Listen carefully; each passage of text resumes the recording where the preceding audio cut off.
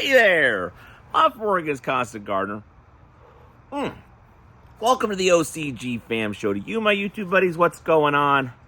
Let me know in the comments down there. We'll talk about it after the show. But right now, let's just get into the show.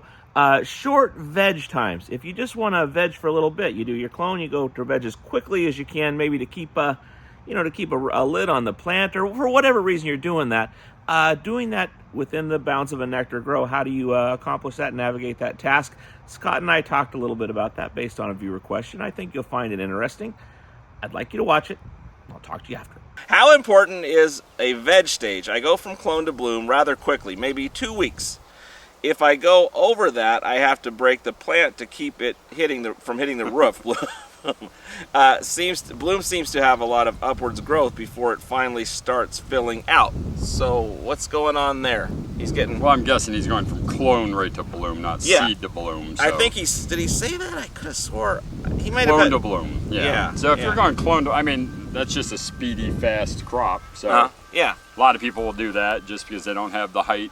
They're very height restricted. So if you've got 6-foot ceilings and your hood's 1.5 feet, you can really only grow a 3.5, 4-foot plant. And if you're starting with a 10-inch clone, it'll be 2.5 feet, 3 feet before it's done anyway. And so you can't really prune the top, can you? Because that's going to be your... Well, you can if you're vegging and just train them to go low, but you're still going to have a lot of that growth. I gotcha. It depends on your style and stuff. But the veg process, no. I mean, what I would recommend is if you are with a clone going directly into bloom, is don't go directly into the early flowering stage of the program. Okay, so what would you... too much nutrition. Okay. But kind of start them off in like late bloom, or late veg, or even mid-veg for like a week, maybe half a week of mid or late veg. So mid-veg for about a week, and then late veg for about a half a week to a week, and then go into the, early bloom for a week, mid bloom for 3 weeks, and then finish them out. Because the feeding chart assumes that you're gonna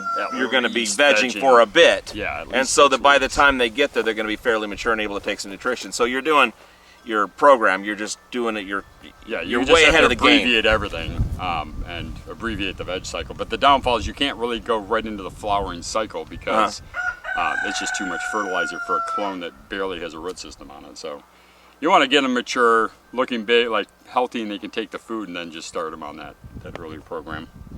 Okay, what do you think of that? Informative, entertaining, helpful, agree, disagree? Let's chat about it in the comments. I love you. I'll see you tomorrow. The OCGFAM show. It's pretty good. It happens every day. It's the OCGFAM show. See you tomorrow.